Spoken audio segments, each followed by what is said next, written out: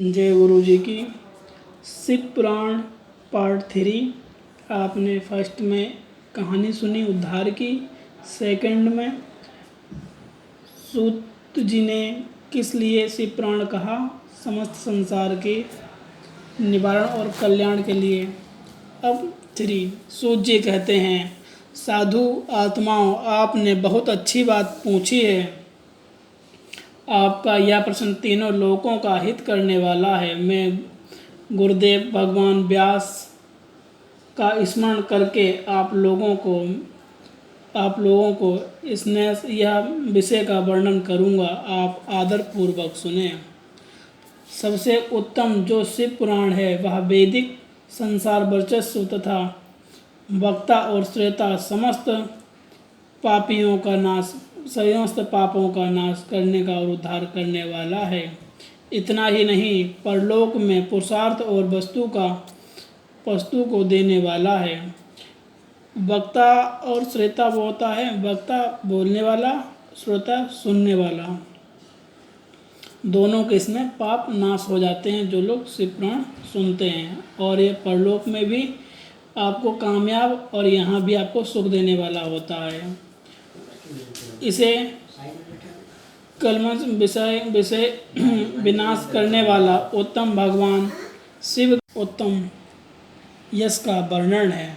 ब्राह्मणों, धर्म अर्थात कर्म और मोक्ष, इन चारों पुरुषार्थों का देने वाला यह पुराण सदा ही अपने प्रभावकारी दृष्टि से बुद्धि और विस्तार को प्राप्त हो रहा है।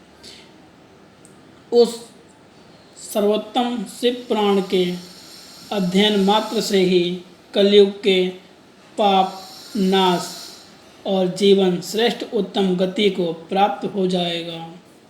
कलयुग के महान ओतक तभी तक जगत में, ओतक वो होते हैं उत्पादक या ओतक जो लोग नालायक वगैरह होते हैं, जो परेशान निर्भय होकर विचरण करेंगे जब तक शिव पुराण उदय नहीं होगा। जो लोग लड़ाई झगड़ा या मतलब एक नालायक प्रवृत्ति के लोग होते हैं, उन्हें ओतक भी कहा जाता है। तो वो लोग जो एक निर्दोष को परेशान करें, तो जब तक शिव पुराण का उदय नहीं होगा। इस वेदक तुल्य माना गया है। इस वेदक काल में पुराण का सबसे पहले भगवान शिव ने ही प्रणीत किया था, और महेश्वरी सहित, रुद्र रहित, विनाशकाय उमा सहित, स्मृत सहित, एकादशी रुद्र कैलाश सहित, सत रुद्र सहित, कोटि रुद्र सहित, शास्त्र कोटि रहित सहित, व्यासी सहित तथा धर्म सहित, इस प्रकार पुराण के 12 भेद या खंड हैं। यह 12 साहित्य अत्यंत पुण्यमय माने गए हैं। ब्राह्मणों, अब मैं उनके श्लोकों की संख्या बताता हूँ, आप लोग वह आदर पूर्वक सुने। विद्वेश्वर सहितों में 10,000 श्लोक हैं। रुद्र साहित्य और विनायक साहित्य में, उमा सहित और मात्र सहित, इसमें प्रत्येक में 8,000 श्लोक हैं। ब्राह्मणों, एकादशा रुद्र सहित में 13,000 और कैलाश साहित्य में 6,000, सतरुद्र साहित्य में 3,000, कोटि रुद्र साहित्य में 9,000, शास्त्र कोटि साहित्य में 11,000 और वैवेर साहित्य में 4,000 तथा धर्म साहित्य में 12,000 श्लोक हैं। इस प्रकार मूल शिव पुराण की श्लोक संख्या 1,00,000 है, परंतु व्यास जी ने 24,000 श्लोकों में संक्षिप्त कर दिया। पुराणों की अनुक्रम संख्या विचार से शिव पुराण स्थान चौथा है। इसमें 7 साहित्य हैं, और पुण्य काल में भगवान शिव ने श्लोक संख्या दृष्टि से 1 करोड़ श्लोकों का एक ही पुराण ग्रंथ गठित किया था। सृष्टि के उदय में निर्मात हुआ। वह पुराण साहित्य अत्यंत विस्तार था। फिर द्वापर आदि युगों में द्वापर, व्यास आदि महर्षियों ने जब पुराण का 18 भागों में विभाजन किया, तब उस समय संपूर्ण पुराणों का संक्षिप्त रूप केवल 4 लाख श्लोक रह गए और उस समय उन्होंने शिव पुराण का 24,000 श्लोकों में प्रतिपादन किया। यही इसके श्लोकों की संख्या है। वेद तुल्य पुराण 7 साहित्यों में बांटा गया। इसकी पहली संहिता का नाम महेश्वरी साहित्य है, दूसरी का रुद्र साहित्य समझनी चाहिए, तीसरी का नाम शतरुद्र सहित और चौथी का नाम कोट रहित सहित, पांचवी का नाम उमा सहित, छठी कैलाश सहित और सातवीं नाम वैश्वत सहित है। इस प्रकार 7 साहित्याँ मानी गई हैं। इन 7 साहित्यों में दिव्य और शिव पुराण की वैदिक तुल्य प्रमाणित तथा उनके उत्कृष्ट गति प्रदान करने वाला यह निर्मल शिव पुराण की भगवान शिव के द्वारा ही प्रतिपादित और संगठित भगवान व्यास ने संक्षिप्त में किया। यह समस्त जीवन के लिए उपभोग और निर्मात नाश करने वाला, तुल्य रहित और कल्याण प्रदान करने वाला है। इसमें वैदिक विज्ञापन प्रधान और तथा नष्ट निष्काम धर्म और प्रतिपादित किया गया है। यह पुराण ईर्षा रहित है, अतः अंत कारण वाले विद्वानों ने इसकी जानने की वस्तु, इसमें श्रेष्ठ मंत्र और समूह संकलन तथा धर्म, अर्थ और काम, इन त्रिलोकों को प्राप्त करके साधना का भी वर्णन है। यह उत्तम शिव पुराण समस्त पुराणों में श्रेष्ठ है। वैदिक वेदांत और वेद रूप विलुप्त परम वस्तु और परमात्मा का इसमें वर्णन किया गया है। जो बड़े आदर से इसे पढ़ता है और सुनता है, वह भगवान शिव का प्रिय होकर परम गीतों को प्राप्त कर लेता है। संध्या साधना आदि का विचार, श्रवण, कीर्तन और मनन, इन तीनों साधनाओं के नेकी श्रेष्ठता। व्यास जी कहते हैं, सूत जी यह वचन सुनकर वे सब ऋषि हर्ष से बोले, अब आप हमें वेदांत सागर सर्वरूप अद्भुत शिव पुराण की कथा सुनाइए। सूत जी ने कहा, आप सब महर्षिगण रोग, शोक, हित, कल्याण में भगवान शिव का स्मरण करके पौराणिक शिव पुराण जो वेदिक सागर और तत्पर प्रकट हुआ है, वह कथा सुनिए। शिव पुराण में भक्ति, ज्ञान और वैराग्य, इन तीनों का प्रतिपूर्वक वर्णन किया गया है और वेदांत समस्त विशेष रूप वर्णन है।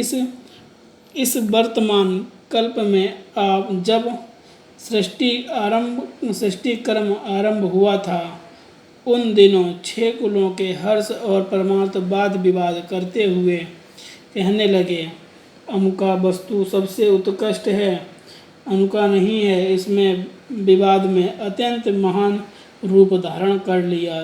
तब सब के सब अपनी शाखाओं के साधना के लिए सृष्टिकर्ता अविनाशी ब्रह्मा जी के पास गए और हाथ जोड़कर विनय पूर्वक वाणी से बोले, प्रभु आप संपूर्ण जगत धारण पोषण करने वाले तथा समस्त कारणों के भी कारण हैं। हम यह जानना चाहते हैं, संपूर्ण तत्व में परमात्मा के संपूर्ण पुरुषार्थ कौन है। ब्रह्मा ने कहा, जिससे मानसिक वाणी उन्हें न पाकर लौट आती हो तथा जिसने ब्रह्मा, विष्णु, रुद्र और इंद्र आदि युक्त यह संपूर्ण जगत समस्त भूतों और इंद्रियों के साथ पहले प्रकट हुआ, वे ही देव महादेव सर्व और संपूर्ण जगत के स्वामी हैं। ये सब उत्कृष्ट भक्ति से ही इनका साक्षात्कार होता है। दूसरे किसी भी उपाय से किन्हीं भी इनका दर्शन नहीं होता। रुद्र, हरि तथा अन्य देवेश्वर सदा उत्तम भक्ति भाव से उनका वर्णन और दर्शन करना चाहते हों। भगवान शिव में भक्ति होने से मनुष्य संसार बंधन से मुक्त हो जाता है। देवताओं के कृपा प्रसाद और उसमें भक्ति होती है और भक्ति से देवताओं का कृपा प्रसाद प्राप्त होता है। ठीक उसी तरह जैसे यह अंकुर से बीज और बीज से अंकुर पैदा होता है, इसलिए तुम सब ब्राह्मण भगवान शंकर का कृपा प्रसाद प्राप्त करने के लिए भूतल पर जाकर वहाँ शास्त्र और वर्षों तक चालू रहने वाला एक विशाल यज्ञ का आयोजन करो। इन यज्ञपति भगवान शिव की ही कृपा से वेदित वेदांत और सारभूत संध्या साधक का ज्ञाता होता है। शिव पाद की प्राप्त की संध्या है, उनकी सेवा ही साधना है। उनके प्रसाद से जो नित्य आदि फलों की औषध और निष्फलत हो, वह साधक वेदांतों के कर्म का अनुष्ठान करके उनके महान फलों को भगवान शिव पुराण के चरणों में समर्पित कर देना, भगवान शिव के चरणों में समर्पित कर देना ही परमेश्वर पद की प्राप्ति है। वही आदि कर्म से प्राप्त होने वाली मुक्ति हैं। उन पुरुषों की भक्ति के अनुसार उन सबको उत्कृष्ट और फल की प्राप्ति होती है। उस भक्ति के साधन अनेक प्रकार के हैं, जिनका साक्षात महेश्वरी ही प्रतिपादन किया है। उनमें से सारभूत साधनों को संक्षिप्त करके मैं बताता हूँ। कौन से भगवान नाम गुण और लीलाओं के श्रवण और वाणी द्वारा उनका कीर्तन तथा मन के द्वारा उनका मन, इन तीनों महान साधन कहा गया है। तत्पश्चात यह महेश्वर श्रवण, कीर्तन और मनन करना चाहिए। यह श्रुति का वाक्य हम सबके लिए प्रमाणभूत है। इसी साधना से संपूर्ण मनोरथ सिद्धियों होने लगेंगे। आप लोग परम संध्यत को प्राप्त हो। लोग प्रयत्न वस्तु आँखों से देखकर उसमें वृता होते हैं, परंतु जिस वस्तु का कहीं भी प्रत्यक्ष दर्शन न होता हो, उसे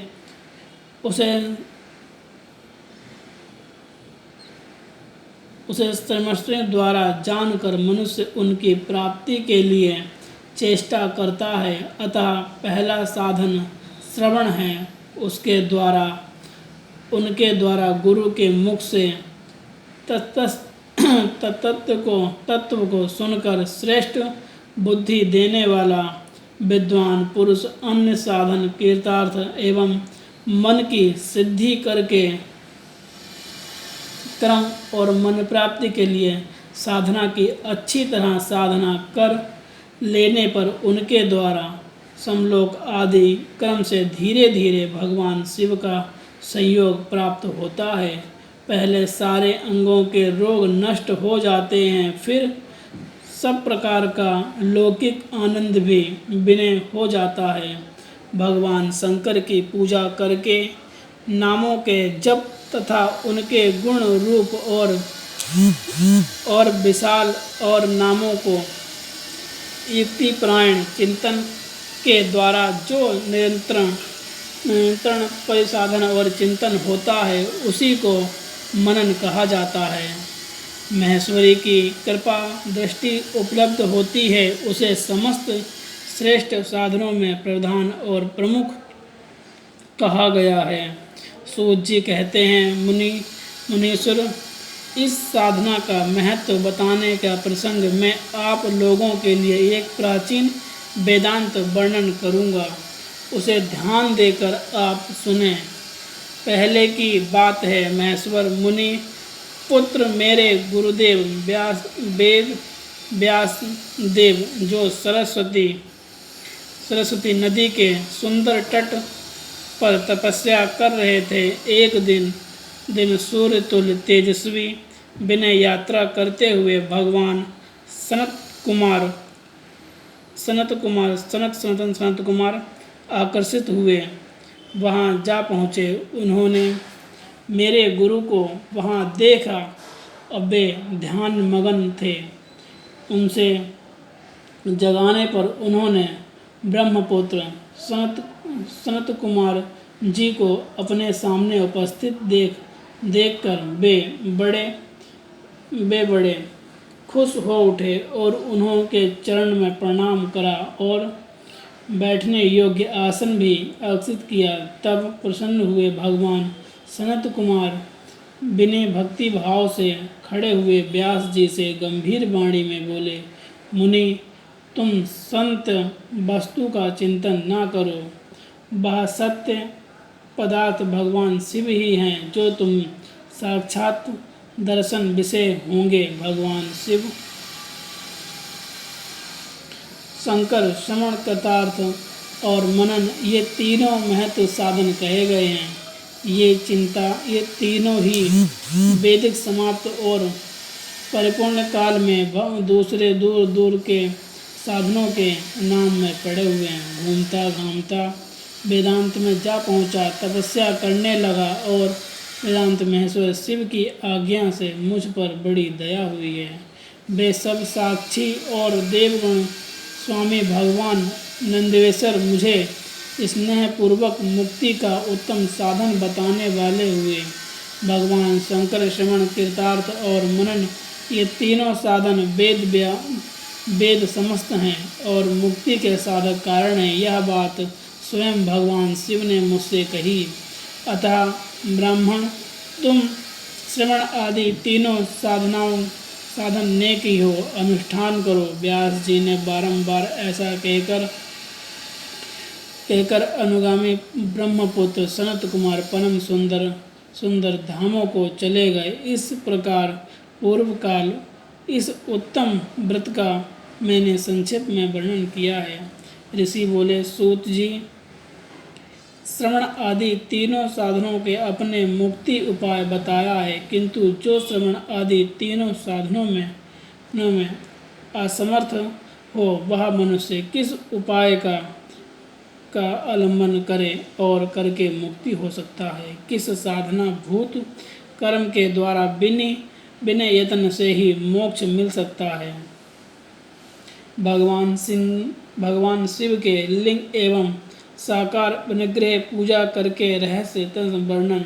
सूत जी कहते हैं, सनक, जो श्रावण, कीर्तन और मनन इन तीनों साधनाओं के अनुष्ठान समर्थन ना हो वह भगवान शिव शंकर के लिंग एवं मूर्ति की स्थापना करके नित्य उनकी पूजा करे। जो संसार सागर में पार हो सकता है और वचन अथवा छल ना करते हुए अपनी शक्ति के अनुसार धनराशि ले जाए और उसे शिवलिंग अथवा शिव मूर्ति सेवक के लिए अर्पित कर दे, साथ ही निरंतर उस शिवलिंग एवं मूर्ति की पूजा भी करे और भक्ति भाव से मंडप, गौपुर, तीर्थ, मठ एवं क्षेत्र की स्थापना करे तथा उत्सव रचाए। वस्त्र, गंध, पुष्प, दीप, धूप तथा पूजा और शंख आदि व्यंजनों से युक्त भक्ति के सक्षम भोजन अन्य वैदिक रूप से समर्पित करे। छत्र, ध्वजा, व्यंजन तथा अन्य अंगों से रहित राजपुष्पी और भक्ति तथा समान भगवान शिव के लिंग एवं मूर्ति पर चढ़ावे। दक्षित, नमस्कार, यक्ष शक्ति, इच्छा शक्ति जप करे और हवन से लेकर विसर्जन तक सारा कर्म प्रतिदिन भक्ति भाव से संपन्न करे। इस प्रकार शिवलिंग तथा मूर्ति में भगवान शंकर की पूजा करने वाला पुरुष श्रवण आदि साधनों के अनुष्ठान न करे तो भी भगवान शिव की प्रसन्नता से सिद्धि प्राप्त कर लेता है। पहले के बहुत से महात्मा पुरुष शिव मूर्ति पूजा करने में मात्र से ही भक्ति भाव से मुक्त हो चुके हैं। ऋषियों ने पूछा, मूर्ति ही सर्व देवताओं की पूजा होती है, लिंगों में नहीं, परंतु भगवान शिव की पूजा सब जगह मूर्ति और लिंगों में क्यों की जाती है? सूत जी ने कहा, मुनीश्वर, तुम्हारा यह प्रश्न तो बड़ा ही पवित्र और अत्यंत अद्भुत है। इस विषय में महादेव जी के वक्ता हो सकते हैं, दूसरा कोई पुरुष कभी भी कहीं भी इसका प्रतिपादन नहीं कर सकता। इस प्रश्न के लिए समाधान के लिए भगवान शिव ने जो कुछ कहा और उसे मैंने गुरु जी के मुख से जिस प्रकार सुना है उसी तरह क्रम वर्णन करूँगा। एकमात्र भगवान शिव ही ब्रह्म स्वरूप होने के कारण निकराल कहे गए हैं, निराला कहे गए हैं।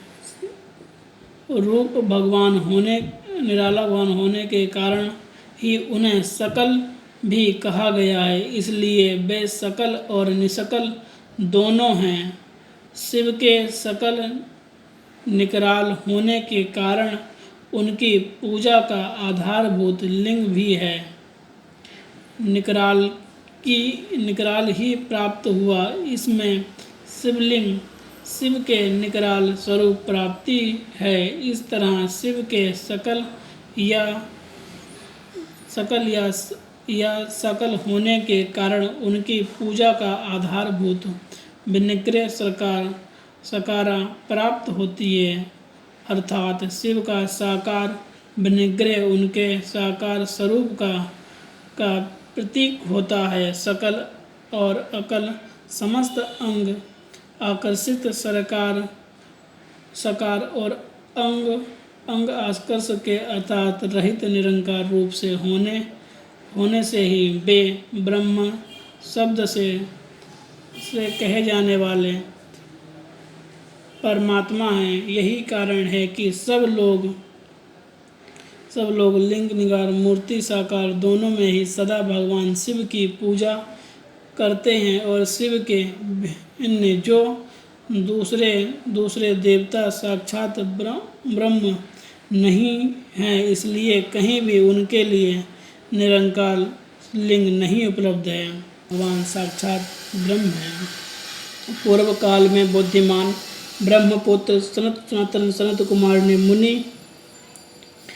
मुनि मिथिलासुर से और नंदेश्वर से इसी प्रकार प्रश्न किया था। सनत कुमार बोले, भगवान शिव में विभिन्न जो देवता हैं उन सब की पूजा के लिए सर्वत्र प्रिय बेर मूर्ति मात्र ही अधिक संख्याओं में देखा है और सुना जाता है। केवल भगवान शिव की ही पूजा में लिंग और बेर दोनों का उपयोग देखने में आता है। अतः कल्याण में नंदेश्वर इस विषय में जो तब की बात हुई वह मुझे इस प्रकार बताइए जिससे अच्छी तरह समझ में आ जा सके। नंदेश्वर ने कहा, निष्काम ब्रह्म कुमार, आपके इस प्रश्न में हम जो लोगों के द्वारा कोई उत्तर नहीं दिया जा सकता, क्योंकि यह गोपनीय विषय है और लिंग साक्षात ब्रह्म का प्रतीक है। तथापि आप शिव भक्त हैं, इसलिए मैं इस विषय में भगवान शिव ने जो कुछ बताया है मैं उसे आपके समक्ष कहता हूँ। भगवान शिव ब्रह्म स्वरूप और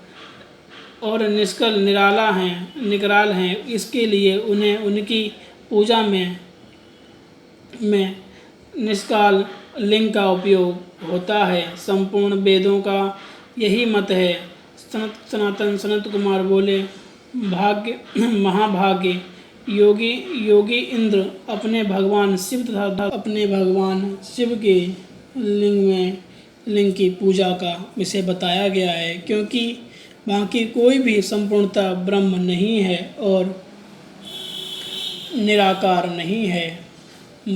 भगवान शिव निराकार हैं, निष्काल हैं, इसलिए उनके लिंग की पूजा की बात कही गई और उनके प्रवचन जो रहस्य में विवाह पूर्व बताया गया उसे निष्कार्थ और इसके लिए